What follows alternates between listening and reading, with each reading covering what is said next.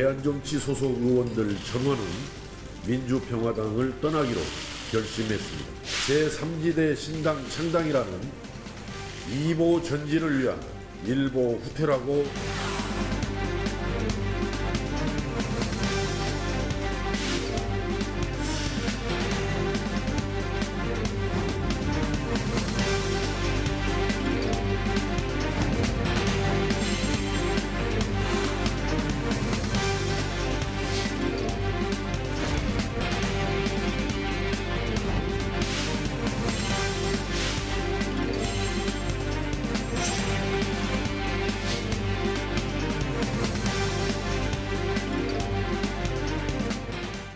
방임위 분담금 문제 그리고 깨질까 말까 하는 바른미래당 그리고 오늘 결국 깨진 민주평화당 문제까지 논의해 보겠습니다. 정청래, 이상일 두 전 의원 자리했습니다. 어서 오십시오. 네, 안녕하십니까. 네. 한참 만에 뵙습니다. 네. 방임위 분담금 문제부터 여쭤보겠습니다. 트럼프 대통령 언급 보셨죠? 자, 뉴스에도 나갔는데 트럼프 대통령 아직 우리와 협의 시작도 안 했는데 이렇게 이야기했는데 그거 먼저 들어보겠습니다. South Korea and I have made a deal. They've agreed to pay a lot more money toward the United States, but I felt all along, I felt for years it was a very unfair one. So they've agreed to pay a lot more and they will agree to pay a lot more than that. 저 뒤에 보면 이제 한국이 지금 다 1조 원 정도 나 때문에 내고 있고 한국은 아주 부자 나라다 이런 내용도 있고. 네. 어떻게 보셨어요? 트럼프 대통령의 전형적인 그 직선적이고 아주 과장도 좀 섞인 표현인데. 네. 지난해도 굉장한 압박을 가했죠. 그래서 지리한 협상 끝에 8.2% 올려서 결국은 1조 원이 넘겼죠. 1조 한 382억 정도 책정이 됐는데 이번에 저 트럼프 대통령 이야기를 듣다 보면 이번은 정말 얼마를 올려야 할지 모를 정도로 압박을 가는 것 같아요. 그러니까 소위 시쳇말로 장난이 아닌 거액을 요구하는 것 같다. 게다가 그러니까 지금 여러 가지 우리가 미국에 아쉬운 게 많지 않습니까? 네, 그렇습니다. 네. 그래서 영어로 얼락 모아된 데 네. 뭐 이렇게 이런 표현을 계속 쓰고 있는데 아마 지금 미국 그것보다 내부에서도 한참 더 받을 네, 거다 그렇습니다. 이거죠? 네. 주한미군 주둔 비용이 우리 한 2조 됩니다. 네. 그거에 플러스 50% 프리미엄을 달라니까 3조 원을 달라는 그런 입장이다. 이런 보도가 미국에서 나왔고요. 그다음에 우리 한국 언론 한 중앙일보 보도였죠. 50억 달러, 한 6조 원을 요구했다. 네. 그러니까 제가 보기에는 지금 우리가 부담하고 있는 거 1조 한 400억 되는데 그거에 뭐 2배 이상은 요구하는 거 아닌가 싶고요. 우리 한반도 정세가 굉장히 우리 입장에서 어려운데 그걸 사실은 동맹이 더 이용해가지고 더 압박하는 이런 국면이 전개되겠다. 걱정이 됩니다. 사실은 주한미군이 우리에게 주둔하는 건 우리에게 큰 도움이 되는 건 말할 것도 없고요. 하지만 미국의 입장에서도 반드시 있어야 하기 때문에 오는 건데. 주한미군들이 1년 들어가서 쓰는 비용은 5대5로 분담하게 되어 있습니다. 네. 지금까지 그래 왔고요. 그래서 우리가 1조 400억 정도 제10차 개정을 해서 냈는데 그러면 1조 400억 곱하기 2 그러면 뭐 2조 8천억, 3조 정도 되는데요. 갑자기 뭐 6조를 내라 이거는 비율에도 맞지 않고요. 저건 논리적으로도 맞지 않아요. 그래서 저대로 실현되지는 않을 것 같은데 뭐 전형적인 트럼프식 뭐 거래 방법이랄까요. 네. 근데 저대로 되지는 않을 거예요. 근데 주한미군 방위비에 대한 역사를 간단하게 살펴보면 이제 91년도부터 이제 미국 측의 요구에 의해서 우리가 내기 시작했는데요. 네. 그 이전에는 안 냈어요. 그래서 이게 한미행정협정 5조에 의해서 5조에 대한 예외를 특별하게 다시 만들어서 이제 하는 건데요. 원래는 우리가 부지, 시설 네. 이런 걸 내고 현금은 내지 않기로 했는데 91년에 다시 미국이 요구를 해서 이제 들어주게 돼서 지금까지 왔는데 미국의 요구를 거절할 수도 없고 그렇다고 무작정 따라갈 수도 없고 네. 어쨌든 협상은 잘 해야 될 것 같습니다. 어려운 문제입니다. 게다가 여기에 이제 오늘 미 국방장관이 들어오는데 화면이 있습니까? 아직 들어오지 않았습니까? 네. 중거리 미사일 배치를 요구할 수도 있다. 이런 보도가 여러 군데서 나오고 있습니다. 네. 우리나라에 미군의 사드 하나 설치하는데 중국이 그렇게 사드는 아시다시피 방어용. 미사일 쏘면 요격하는 방어용 미사일입니다. 그런데 이제 중거리 미사일을 설치하겠다 그러면 중국이 얼마나 반발하겠습니까? 이건 지금 어떻게 해야 합니까? 중국, 러시아 다 반발하는 상황이죠. 아직 미국이 공식 요청한 적은 없습니다. 네. 그리고 마크 에스퍼 미국 국방장관. 지금 화면에 나오는 사람. 네, 그렇습니다. 본인도 아직 아시아 배치 입장은 이야기는 했지만 아시아 국가들에게 배치해달라고 요구한 적은 없다. 그러니까 내일 지금 한미 국방부 장관 회의가 있죠. 오후에는 외교부 장관과 만나는 일정이 있는데 거기서 어떤 이야기를 할지는 주목이 되죠. 그러나 일단 중거리 미사일 배치는 상당히 예민한 문제죠. 네. 중국, 러시아가 굉장히 반발하고 있는데 미국 입장에서는 소위 이 중국 견제, 중국이 중거리 미사일을 많이 지금 개발하고 배치를 하고 있기 때문에 미국이 러시아하고 맺은 그 중거리 미사일 관련 협정을 탈퇴를 하고 미국도 대응을 하겠다는 이제 이런 입장이고 미국과 중국이 지금 경제 전쟁을 하고 있는데 이제는 이 안보 갈등까지 발생하는 이런 국면에서 만약에 우리에게 정말 이 배치 입장을 요구할 때 우리 정부는 굉장히 고민이 될 겁니다. 그런데 지금 청와대 노영민 비서실장은 국회에서 논의한 적도 없고 검토한 적도 없고 앞으로 계획도 없다 이런 네. 입장을 냈는데 저는 미국이 아직 입장을 요청을 하질 않았으니까 너무 단정적으로 좀 말씀하신 측면이 있다. 우리로서도 지금 북한의 핵 개발을 지금 포기를 시켜야 하는 입장이기 때문에 중국이 북한의 어떤 지렛대 역할을 해줄 수 있단 말이죠. 그러니까 우리도 협상 카드로 활용할 수도 있는데 너무 단정적으로 앞으로 이런 계획도 없다 이렇게 해놓으시면 우리 카드 하나가 배제가 네. 되는 이런 측면이 있겠다 이런 생각이 듭니다. 네, 어떻게 보십니까? 아메리카 퍼스트, 미국 제일주의 이거에 의해서 다 움직여진다고 보는데요. 미국의 군사 안보적인 측면에서는 WMD 체계, 미사일 방어 체제의 일환으로 사실상 사드도 이제 배치를 한 것이고, 보다 이제 사드는 이제 방어용인데 이건 이제 공격용을 배치하겠다는 건 진짜 큰 문제가 아닐 수가 네. 없죠. 미국과 중국 간에 지금 경제 전쟁 중인데 이제 군사 안보적인 측면에도 충돌이 우려되는 상황. 그 가운데 우리가 끼어 있습니다. 우리는 항상 네. 이렇게 한국 현대사 100년 동안 주변의 강대국들 사이에 끼어서 낀 새우 이렇게 처지가 됐는데요. 결국은 이게 복잡하게 굉장히 얽혀 있어서 어떤 것 하나를 뭐 처리한다고 해서 네. 해결될 문제는 좀 아니라고 보고요.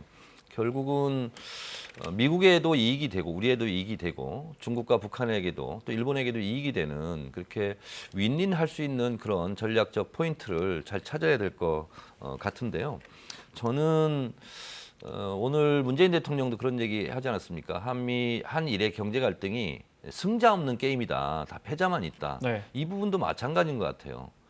미국으로서는 중국의 부상을 견제하려고 자꾸 이렇게 하는데 이것도 미국의 이익에도 저는 안 맞는 것 같아요. 당연히 이제 중국도 마찬가지고요. 그래서 트럼프 대통령이 입장 정리를 좀 잘했으면 좋겠어요. 네.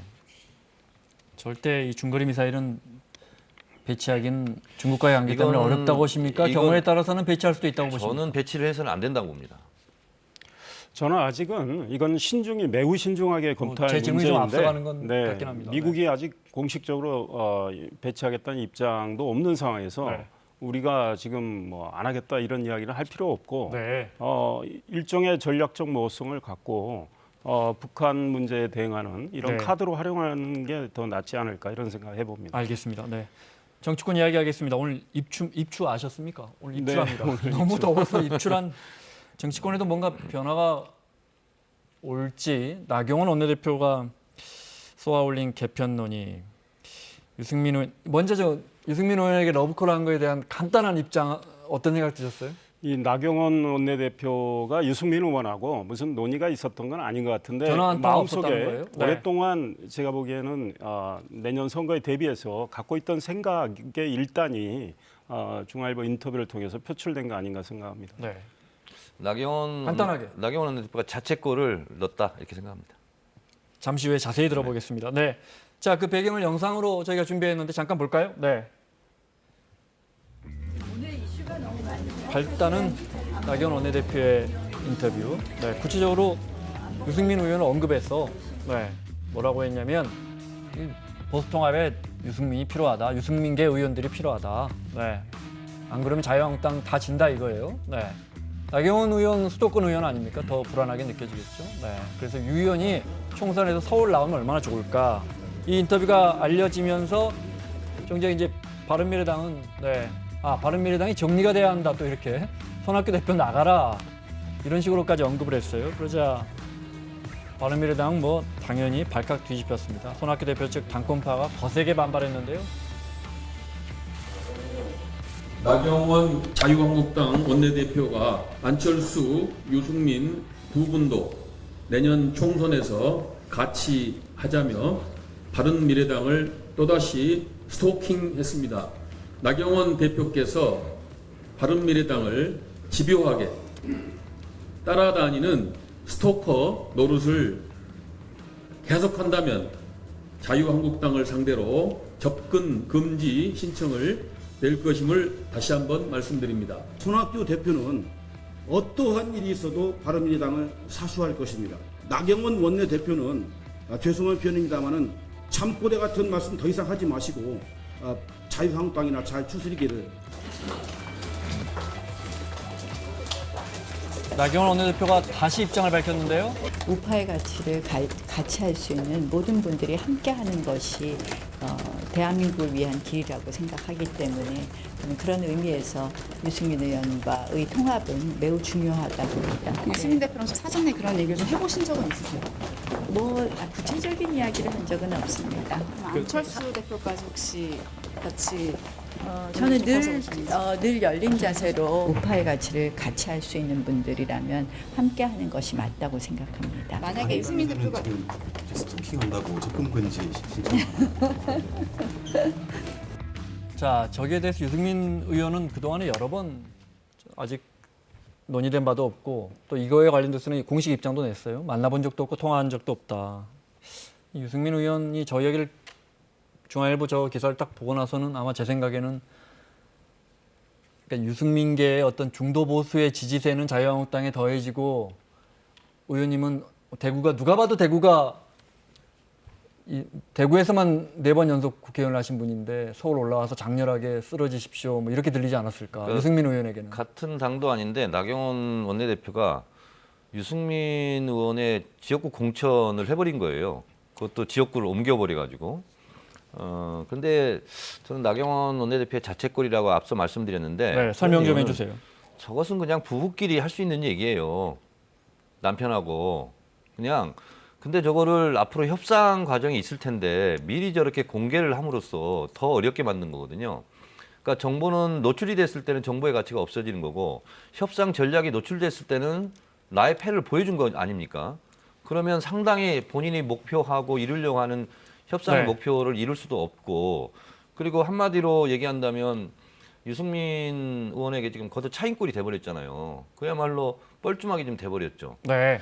그래서 굉장히 저는 정치적인 기술이랄까요? 정치력이라는 측면에 봤을 때는 굉장히 바보 같은 말을 지금 네. 누설을 했다 이렇게 생각을 해요. 그런데 이제 나경원 원내대표 입장에서는 지금쯤은 논의가 돼야 되는데 이게 지지부진하니까 말씀하신 것처럼 뭐 표가 읽힌 것도 있지만 이번 참에 표를 까고 그냥 아예 논의를 시작하는 게 어떨까 논란이 되더라도 뭐 이런 짧게 말씀드리면 나경원 원내대표의 속셈이 저런 거에 대해서는 누가 뭐라고 하겠어요. 그리고 저 속셈이 아주 틀린 것도 아니에요.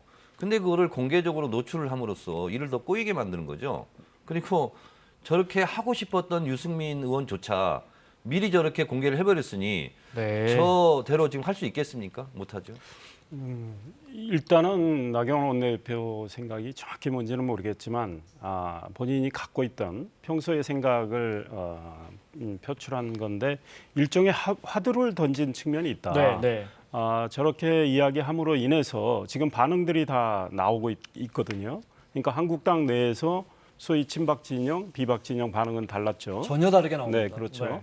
그러니까 이게 당장 하루아침에 화두를 던졌는데 바로 그렇게 합시다. 이거는 될 리가 만무하니까 일단 논의의 물꼬를 튼 측면이 있다. 그다음에 이제 유승민 의원 입장은 분명합니다. 한국당이 아직 본인이 보기에는 변하지 않고 있다. 그런 한국당과 지금 힘을 함께 모으기는 어렵다. 이제 이런 입장이에요. 그렇다면 한국당 내부에 이제 쇄신 변화 이런 거를 이제 유승민 의원이 뭐 주시를 하겠고 한국당도 나름대로 변화의 어떤 상황을 전개할 수 있거든요. 그런 상황을 봐서 네. 자연스럽게 통합 논의를 할 수 있는 이런 시작점이 아닌가. 그런데 이제 지금 복잡한 곳은 바른미래당이죠.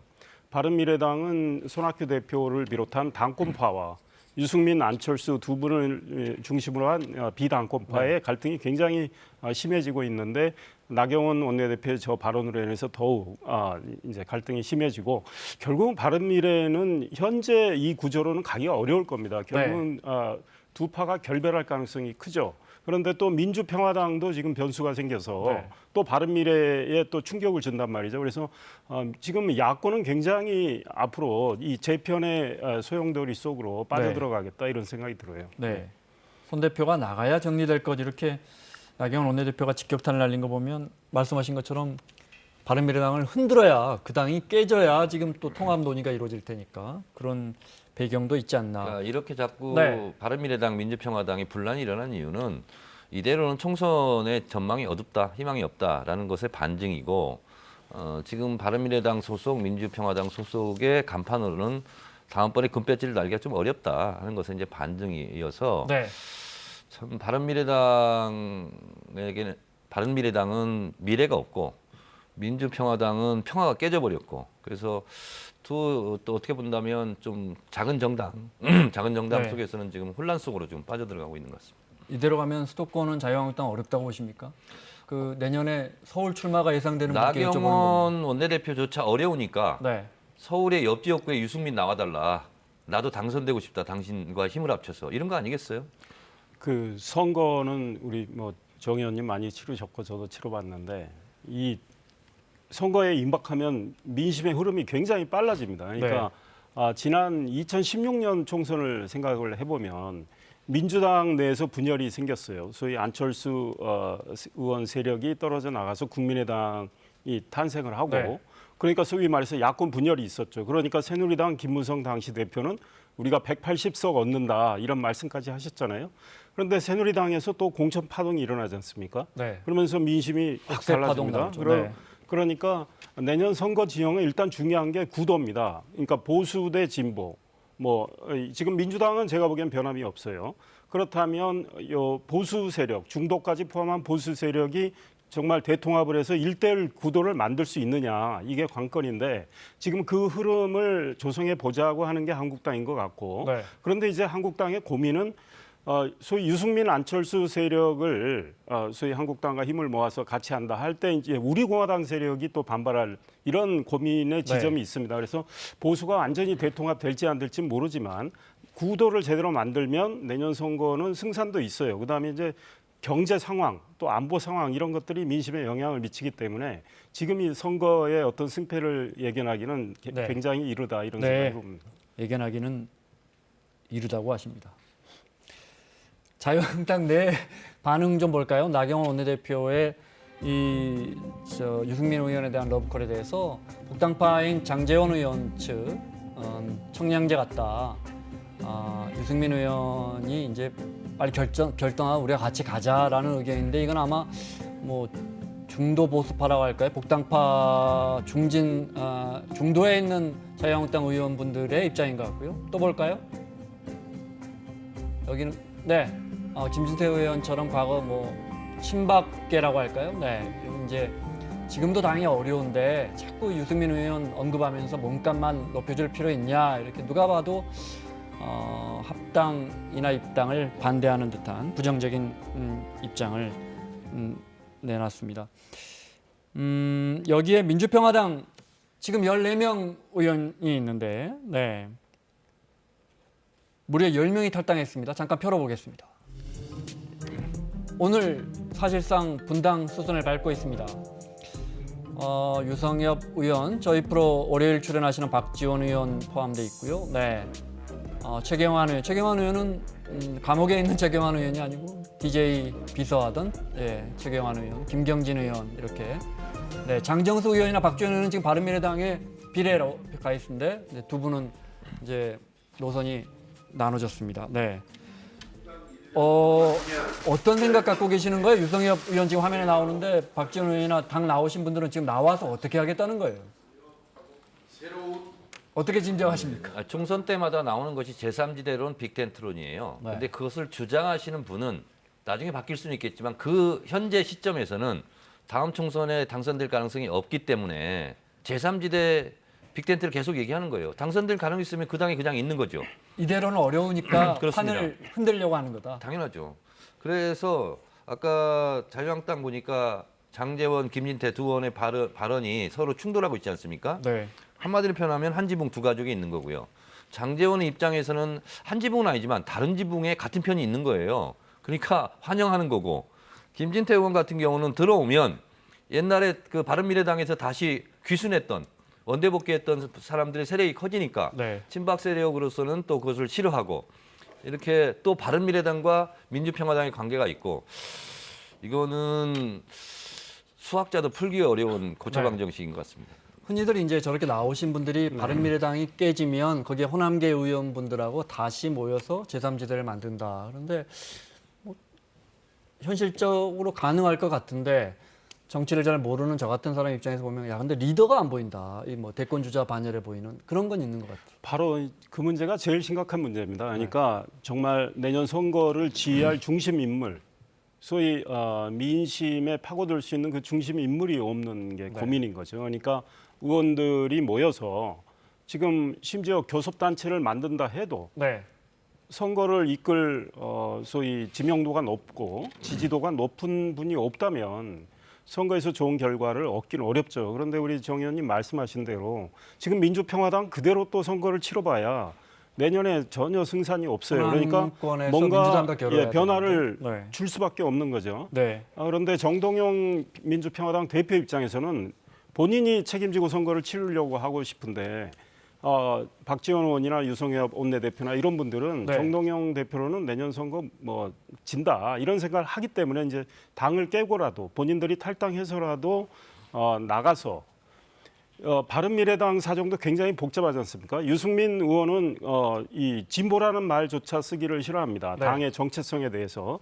근데 또 손학규 대표는 보수란 말을 붙이기를 싫어해요. 네. 그러니까 굉장히 정체성이 다르고 화학적 결합이 안 돼 있기 때문에 이 두 쪽이 또 갈라질 가능성이 커요. 그렇다면 민주평화당에서 나온 소위 대한정치연대, 유성엽 의원, 박지원 의원 이런 분들은 바른미래당의 손학규 대표와 또 박주선 의원, 김동철 의원, 호남 출신 의원들 이분들과 힘을 모아서 사실상 호남당 하나 만드는 거죠. 네. 호남당을 하나 만들어서 내년에 선거구제가 준연동형 선거구제가 된다면 거기서 전국에 3% 이상 득표하면 비례대표 의원을 배출할 수 있기 때문에 이런 것까지 염두를 두고 지금 저런 움직임을 추진하고 있다 이런 네. 생각이 듭니다. 이분들이 혹시 네. 죄송합니다. 이분들이 혹시 호남계 의원들이 대부분이기 때문에 이렇게 힘을 합친 다음에 민주당과 이렇게 딜을 해서 민주당과 통합하는 가능성은 매우 낮다고 보십니까?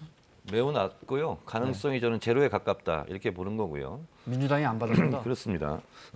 근데 이제 모든 걸 통틀어서 저는 이런 움직임 자체가 총선 민심에 반하는 거고 올바르지 못한 거다. 네. 정계 개편은 4년에 한 번씩 국민들이 총선 표를 통해서 하는 건데 그 어떠한 것도 정계 개편한다는 것은 보통 말로 인위적 정계 개편 이렇게 얘기하는데 그것은 네. 총선 민심에 반하는 불법적 정계 개편이다. 그리고 이러한 것은 한마디로 꼼수다. 네. 그리고 국회의원 임기 4년인데요. 앞으로 몇 달 안 남았어요. 사실은 시한부 인생이죠. 시한부 임기죠. 네. 근데 이렇게 발버둥 친다고 갑자기 국민들이 시선을 돌려서 따뜻한 시각으로 본다. 저는 이렇게 하는 것들이 다 별무 소용이지 않겠는가.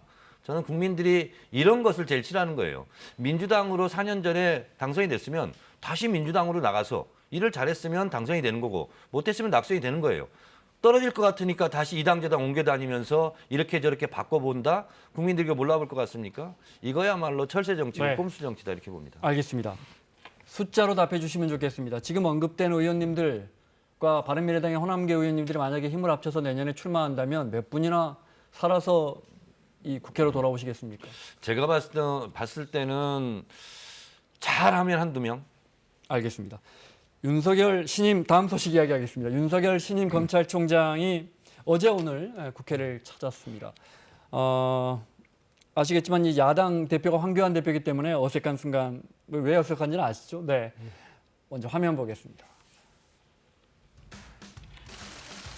특별한 인연이 꽤 오래된 두 사람. 황교안 대표가 먼저 이렇게 손을 잡는군요. 네. 특별하게 불편한 관계죠, 사실은. 수사의 초기부터 외압이 있었다는 얘기는 모 신문에 나왔듯이 황교안 법무부 장관하고도 관계가 있는 얘기죠? 무관하지는 않다고 생각합니다. 그렇습니다.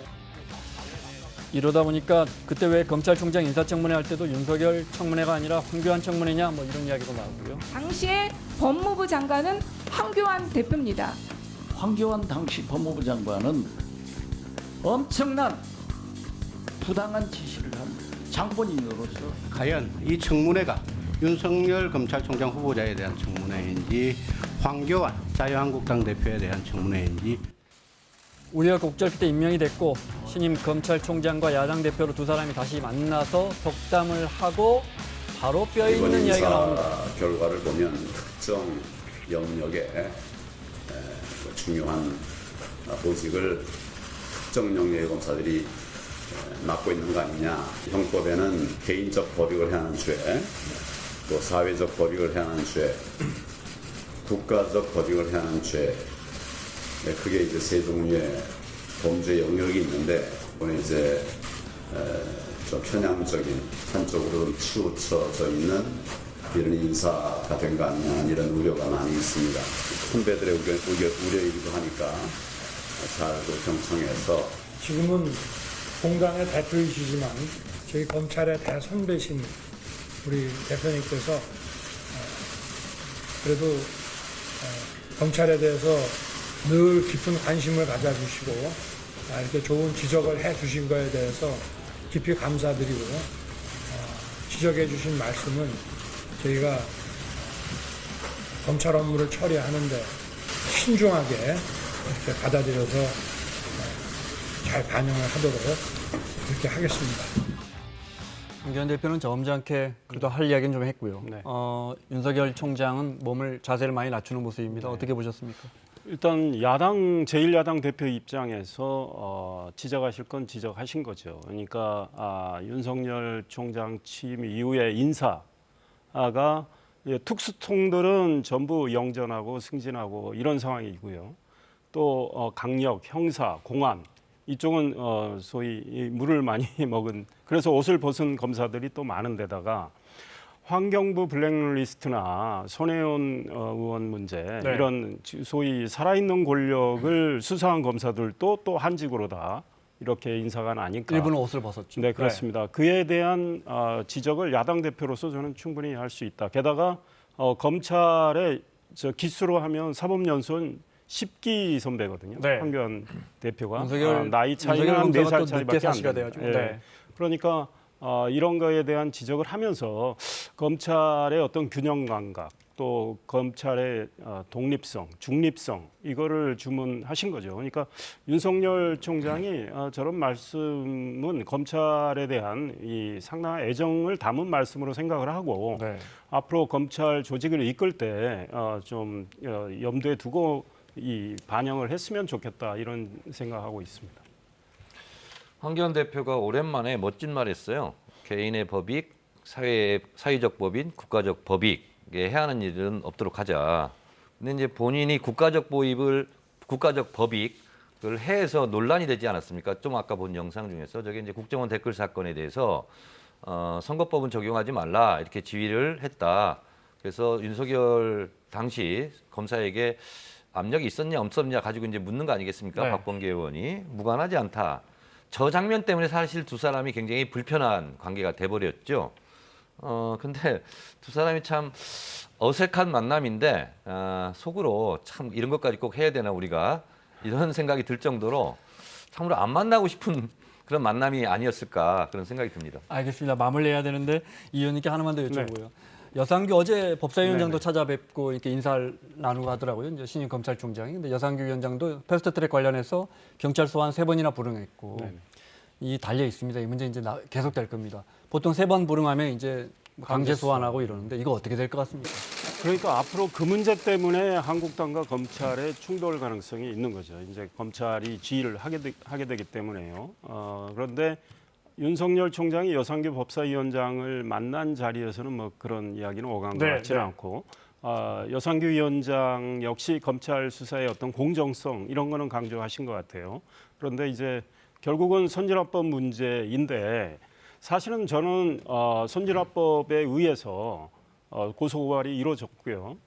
그게 그 고소고발 취하하더라도 그냥 수사는 계속 이루어지게 돼 있거든요. 그러나 정치권에서 일어난 이 문제는 일단 여야가 앞으로 국회를 운영하면서 제가 여쭤보는 거 말씀 중에 네, 죄송합니다. 그러니까 정치적으로 소환에 계속 응하지 않을 텐데 네. 검찰이 어떻게 나올 것 같냐 이걸 여쭤보는 저는 검찰도 조금은 시간을 두고 네. 지켜볼 거라고 생각해요. 그러니까 정치권에서 이거에 대해서 고소고발을 만약에 취하는 합의가 이루어진다면 네. 그게 정상 참작의 여지는 있는 거거든요. 물론 뭐 수사는 수사대로 진행을 하게 네. 되겠지만 그러니까 검찰이 이거를 뭐 무리하게 수사 속도를 좀 빨리 해가지고 더 압박을 그렇게 하지는 가하거나 않을 것이다. 그러지는 않을 것 같다 이런 네. 생각이 제가 한 듭니다. 말씀 첨가를 드리면 간단하게. 네. 계속 자유한국당이 출석을 거부하면 강제로 소환하기는 좀 어려울 수 있어요. 근데 외상값은 반드시 받는다. 총선 이후에 네. 반드시 소환할 것이다. 알겠습니다. 자, 정청래, 이상일 두 전 의원과 함께했습니다. 수고하셨습니다.